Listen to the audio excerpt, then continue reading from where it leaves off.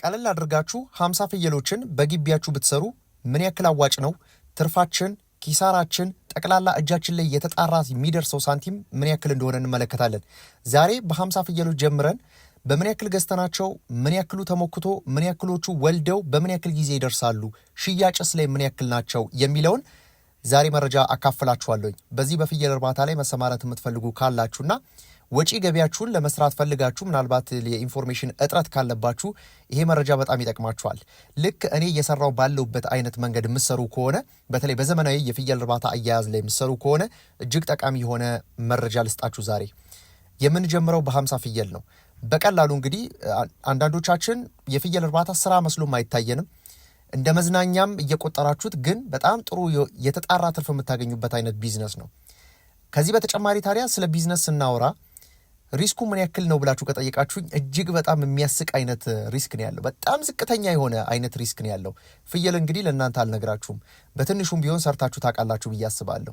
ወይም ደግሞ ቤተሰቦቻችሁ ሰርተው ያውቃሉና የፍየል እርባታን አሁን ደግሞ ትንሽ አዘምነ ነው ለገበያ የሚደርሱበትን ጊዜ እያሳጠርን የምንሰራው ስራ ነው።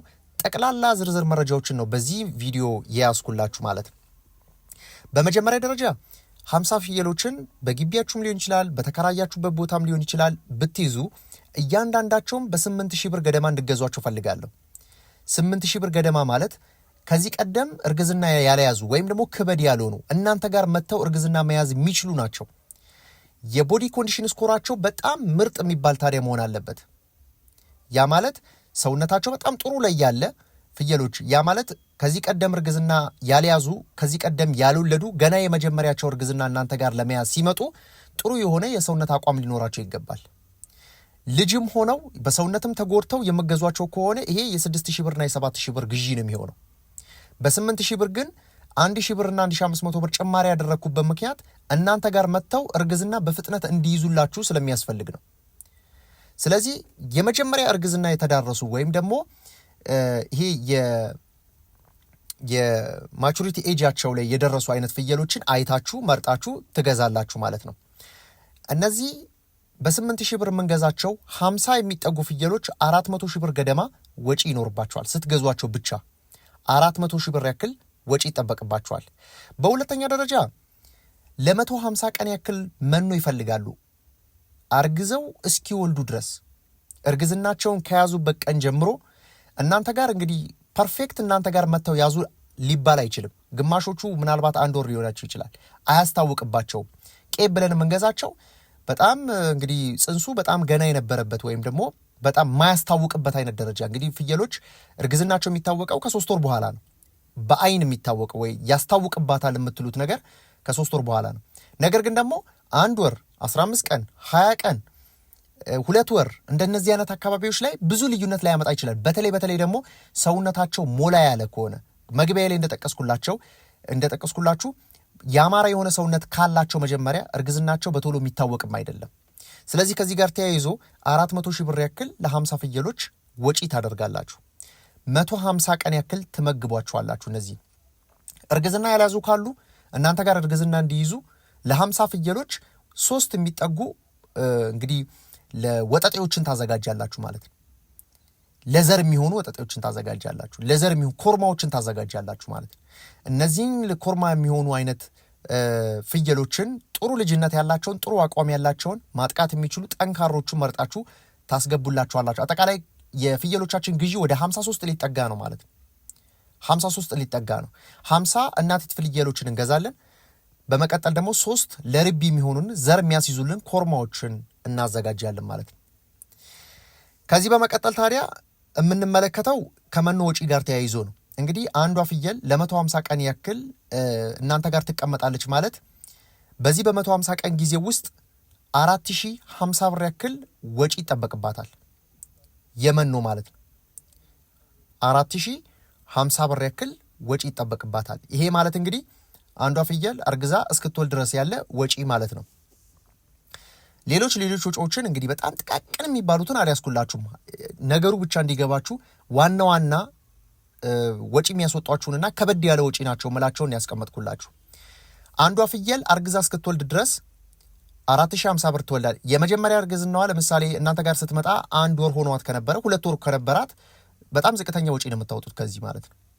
4050 ብር ያክል ወጪ ይጠበቅባታል። ወይም ደግሞ በየቀኑ 27 ብር መኖ ይጠበቅባቸዋል ማለት ነው። በዶሮ ይቅርታ፣ በፍየል ማለት ነው። በፍየል 27 ብር ወጪ ይጠበቅባቸዋል የመኖ። ለነዚህ 50 ፍየሎች እስከ 2500 ብር ያክል ወጪ ይጠበቅባቸዋል 5 ወር ድረስ ማለት ነው። ቅድም ሂሳቡን ስናወጣ 400 ሺህ ብር ያክል ግዢ ነበር ያልነው። መልሰን ደግሞ ለነዚሁ ፍየሎች ደግሞ 202560 በድምሩ ወደ 602500 ብር ያክል ወጪ ይጠበቅባቸዋል 50 ፍየሎችን አርግዘው እስኪወልዱ ድረስ ባለው ማለት ነው። በተመሳሳይ እንግዲህ እዚህ ጋር መመልከት የሚኖርብን ጉዳይ ምንድነው? አወላለዳቸው ጋር ተያይዞ ወይ ከውልደት መጠን ጋር ተያይዞ በሁለት አይነት መንገድ ሰርቼላችኋለሁ። እነዚህ 50 ፍየሎች እንግዲህ 50ዎቹን ፍየሎች አንዳንድ ይወልዳሉ አይባልም። 50ዎቹን ፍየሎች ሁለት መንታ ይወልዳሉ አይባልም። ስለዚህ ከፈልኳቸውና 50ዎች 25ቶቹ አንዳንድ ቢወልዱ 25ቶቹ መንታ ቢወልዱ ብዬ ያስኩላችሁ። መንታ የመውለድ እድላቸው በጣም ከፍተኛ ስለሆነ ምናልባት እንደውም ጠጋ ብናደርገው ምንችል ነበረ፣ ግን ቀንሰን እንያዘው። 25 ፍየሎች አንዳንድ 25 ግልገል ተገኘ። 25 ፍየሎች 50 ፍየሎች በድምሩ 75 ፍየሎች ተገኙ ማለት ነው። ከነዚህ ከ75 ፍየሎች ለማሞከት የምንጠቀምባቸው ወይም ደግሞ እንግዲህ ተኮላሽተው ወደ ስጋ ምርት የምንቀይራቸው ከነዚህ ውስጥ አንዱን ፍየል እስክታሳድጉት ድረስ ወይም ደግሞ እድሜው ወይም ደግሞ የሰውነት አቋሙ ለገበያ እስኪደርስበት ድረስ ባለው 7 ወር ገደማ ማለት ነው። 7 ወር ገደማ ከተወለደበት ጊዜ ጀምሮ 7 ወር ገደማ ድረስ እጃችሁ ላይ ይቆያል። ይሄ ማለት እንግዲህ ሙሉ ፍጆታውን እጃችሁ ላይ የሚጠቀመው መኖ፣ ያ ማለት በግልገል እስከ 13 ብር ገደማ ይፈልግባቸዋል በየቀኑ ማለት ነው። በግልገል እስከ 13 ብር ገደማ ይፈልግባቸዋል። ይሄ ማለት እንግዲህ 13 ብር ማለት በእያንዳንዱ ፍየል የሚደርስ ነው 2730 ብር ገደማ። በዚህ በ7 ወር ጊዜ ውስጥ 2730 ብር እናጠጋጋውና አንዳንድ ወጪዎችን በግልገል 3000 ብር እንያዝ። ወጪ 3000 ብር እንያዝ። ከ75ቱ ፍየሎች ከተወለዱልን ከ75ቱ ፍየሎች 50ዎቹ ለማሞከት የሚሆኑ ናቸው ብለን እናስብ። 25ቶቹ ደግሞ ግማሹ ሞርታሊቲ ይታሰባል፣ ግማሹ ደግሞ ሴቶች ናቸው። ስለዚህ እነሱ ለርቢ እንይዛቸዋለን። የተቀሩትን 50ዎቹን ደግሞ ለማሞከት እንይዛቸዋለን ማለት ነው። ስለዚህ 50ዎቹን ብናሞክታቸው 3000 ብር አንዱ ፍየል የሚፈልግብን ከሆነ ለመኖ ማለት ነው። እነዚህ 50ዎቹ ፍየሎች እስከ 150 ሺህ ብር ያክል የመኖ ፍጆታ አላቸው ማለት ነው።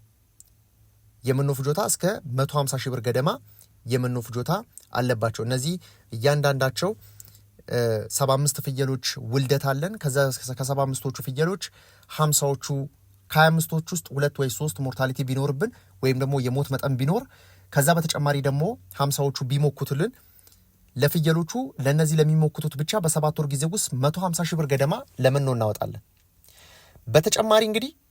በተጨማሪ እነዚህን ያሞከትናቸውን ደግሞ ለገበያ እናቅርባቸው ስንል እነዚህን 50ዎቹን ፍየሎች በጣም ዝቅተኛ በሆነ ዋጋ 14 ሺህ ብር ገደማ ይዤላችኋለን። ዝቅተኛ በሚባል ዋጋ ማለት ነው። በጣም አያያዛችሁ ጥሩ ከሆነና ምናልባት የ15 ቀንና የ1 ወር ጭማሪ ካለ በጣም ከፍተኛ እናንተ ጋርም የተወለዱ ስለሆነ እያደለብን አይደለም። በነገራችን ላይ ሰውነታቸው መጀመሪያ ተስተካክሎ ነው መያዝ ያለበት ከውልደታቸው ጊዜ ጀምሮ ማለት ነው። ከውልደታቸው ጊዜ ጀምሮ ነው መኖ ያስጀመርናቸው እንደማለት ነው። ስለዚህ ፍየሎቻችን እነዚህን 50 ፍየሎች በ14 ሺህ ብር ሂሳብ ብንሸጣቸው እያንዳንዳቸው እንግዲህ 14 ሺህ ብር ፍየል በነገራችን ላይ የለም ገበያ ላይ ምናልባት የምትንቀሳቀሱ ለባለም ገዝታችሁ በጣም አብዛኞቹ 16 ሺህ 17 ሺህ 18 ሺህ እነዚህ አይነት ፍየሎች ናቸው ያሉት ገበያ ላይ ማለት። ስለዚህ እስከ 700 ሺህ ብር ገደማ ጠቅላላ ሽያጭ ይኖረናል እነዚህን ፍየሎች ሸጠን ያገኘ ነው። ከዚህ በተጨማሪ ታዲያ 200 ሺህ ብር ያክል ወጪ ያስኩላችሁ። እኔ 150 ሺህ ብር ያክል ብዬ ነው ያስኩት የመኖ አንዳንድ ወጪዎች የሰራተኛ ልትሉ ትችላላችሁ፣ የቦታ ኪራይ ሊሆን ይችላል። አንዳንድ ከመድኃኒቶች ጋር ተያይዞ ከክትባቶች ጋር ተያይዞ ከመኖ ጭማሪ ጋር ተያይዞ የአንዳንድ እቃዎችን ከማሟላት ጋር ተያይዞ እነዚህን የ50 ሺህ ብር ጭማሪ ያደረግኩበትና 200 ሺህ ብር ቢኖር ወደ 500 ሺህ ብር ያክል የተጣራ ገንዘብና ይሄ ብቻ አይደለም ትርፋችሁ የተቀሩን ደግሞ ለርቢ ያስቀመጥናቸው 25 ፍየሎች አሉን።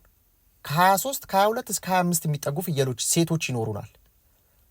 ሴት ፍየሎች ይኖሩናል። ስለዚህ ለእርባታ እነሱ ተቀማጭ ናቸው ለወደፊቱ ማለት ነው። ስለዚህ የፍየሎቻችን ብዜት ከ50 ፍየል በእነዚህ በ7 ወር ጊዜ ውስጥ የፍየሎቻችን ብዜት ከ50 ፍየል ወደ 75 ፍየል ተቀየረ ማለት ነው፣ ወይም ደግሞ በዛ ማለት ነው። እነዛ ደግሞ መልሰው ይወልዳሉ፣ እነዚህም ደግሞ መልሰው ይወልዳሉ። ብዜቱ በጣም እየተባዛ ነው በጣም የሚሄደው። ስለዚህ ከዚህ ጋር ተያይዞ ወደ 500 ሺህ ብር ገደማ በጣም በቀላሉ በትንሽ ሂሳብ ነው ያስኩላችሁ። ምናልባት እናንተ የቁጥሩን ጨመር እያደረጋችሁት የምትሄዱ ከሆነ ስራው በጣም እየሰፋና እንደ እርባታ እየተያዘ እንደ አንድ ቢዝነስ እየተያዘ ኦልሞስት በሚሊዮን የምታንቀሳቀሱት አይነት ሂሳብ ነው የሚሆነው ከአንድ ባች በኋላ ማለት ነው። የገቡ አንድ ወለዱ፣ ከዛ ሁለተኛው ዙር ውልደት ላይ እነዛ በፊት የነበሩትን መልሰው እርግዝና ስለሚይዙ ብዜቱ በጣም እየጨመረ ነው የሚመጣው። ስለዚህ ከዚህ ጋር ተያይዞ ፍየሎቻችሁ በዚህ በተመሳሳይ መልኩ ይህንን ስራ መስራት ብትችሉና ብትሞክሩት እጅግ በጣም የተሻለ ውጤት የምታገኙበት ነው። ሰላም።